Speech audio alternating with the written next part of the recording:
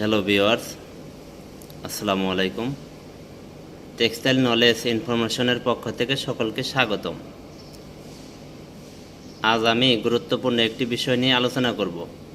আমরা অনেকেই টেক্সটাইল ইন্ডাস্ট্রিতে জব করি, অনেকেই শিফটে ডিউটি করি, অনেকেই এক কম্পিউটার 4-5 জনে ইউজ করে থাকি। দেখা যায় অনেক সময় নিজের গুরুত্বপূর্ণ ফাইল থাকে, সেই গুরুত্বপূর্ণ ফাইলটি প্রোটেক্ট করে রাখতে হয়, কেউ যেন সেটি দেখতে না পারে এবং খুলতে না পারে। সেজন্য কিভাবে পাসওয়ার্ড দিতে হয় সে বিষয়টি আজকে শেয়ার করব। How to protect your Excel sheet. তো প্রথমে আসি ফাইল। এখানে ফাইলে আসলেই আমরা পাবো প্রোটেক্ট ওয়ার্কবুক। প্রোটেক্ট ওয়ার্কবুকের পরে এনক্রিপ্ট উইথ পাসওয়ার্ড। তারপরে চলে আসলো আমাদের কি পাসওয়ার্ড অপশন। পাসওয়ার্ড অপশনে গিয়ে আপনারা পাসওয়ার্ড দিবেন, সেটি হলো এক্সাম্পল স্বরূপ 1 2 3। তারপরে কি, তারপর হলো ওকে। এখন আমার কি করতে হবে, রি এন্টার পাসওয়ার্ড। আমাকে পুনরায় সেম পাসওয়ার্ডটি লিখতে হবে। আগে কি লিখেছি 1 2 3, এখন হবে 1 2 3। সো না ওকে, মানে কি হলো, আমার এক্সেল শিটটি প্রোটেক্ট হয়ে গেল। এখন আপনারা কি করবেন, এখানে সেভ অপশনে ক্লিক দিবেন, তে আপনার এই ফাইলটি সেভ হয়ে গিয়েছে। তো আমি আপনাদেরকে এখন দেখাবো কীভাবে রানিং শিট পাসওয়ার্ড দিতে হয়। এখন আসি ফাইলে। ফাইলে আসার পরে কি হবে, ফাইলে আসার পরে এখানে প্রোটেক্ট ওয়ার্কবুক এই অপশনে যাবেন। এখান থেকে প্রোটেক্ট কারেন্ট শিট, এই যে আপনার কারেন্ট শিটটি আছে, এই শিটটি কিভাবে প্রোটেক্ট করবেন। এই শিটটি এভাবে দেখতে পারবেন, কিন্তু এটিকে ব্যবহার করতে পারবেন না। কোনো ধরনের যদি ফর্মুলা থাকে, সেই ফর্মুলাটি দেখতে পারবেন না কোন ফর্মুলা ইউজ করেছে। যেমন এখানে প্রোটেক্ট রানিং ওয়ার্কশিটে ক্লিক করার পরে আমার এই অপশনটি এসেছে। সে পূর্বের মতোই আমি পাসওয়ার্ড দিব 1 2 3, তারপরে ওকে।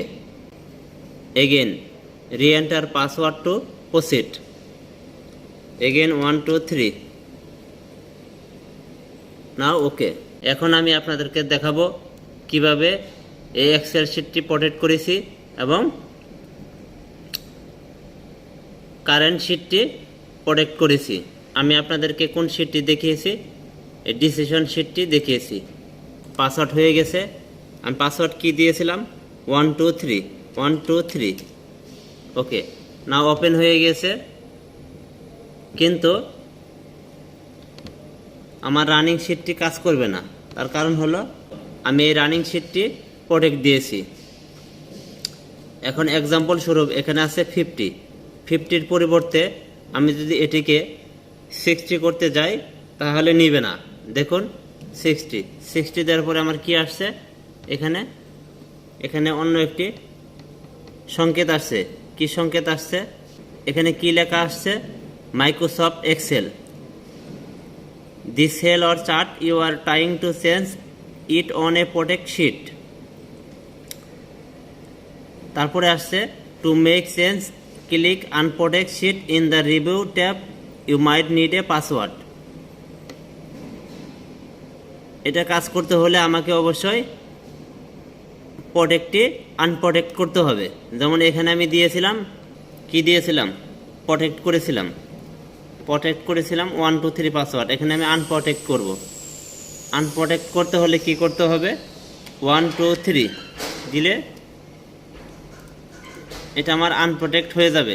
তো এখন আসি, এই যে 50% দিয়েছি, এখানে যদি আমি এগেন এখন 60% দেই, সো এখানে নিয়ে নেবে, দেখছেন।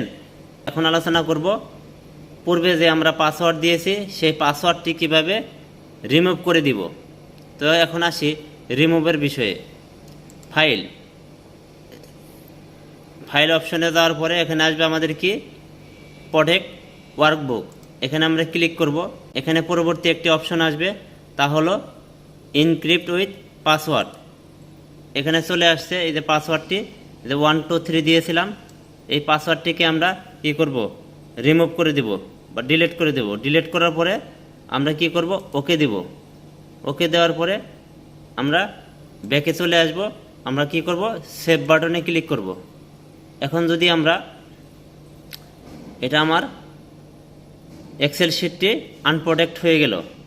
আজকে এই ভিডিও করার মূল উদ্দেশ্য হলো, অনেকে আমি জিজ্ঞাসা করেছি কিভাবে এক্সেল শিটে প্রোটেক্ট দিতে হয়, প্রায় 90% লোক এটির উত্তর দিতে পারেনি, যার ফলে আমি আজকে এই ভিডিওটি বানিয়েছি। ডিসিশন অ্যানালাইসিস আন্ডার রিস্ক, এই শিটটি আমি কিভাবে প্রোটেক্ট করতে হয় এবং আনপ্রোটেক্ট করতে হয় সে বিষয় নিয়ে আলোচনা করেছি। ধন্যবাদ সবাইকে।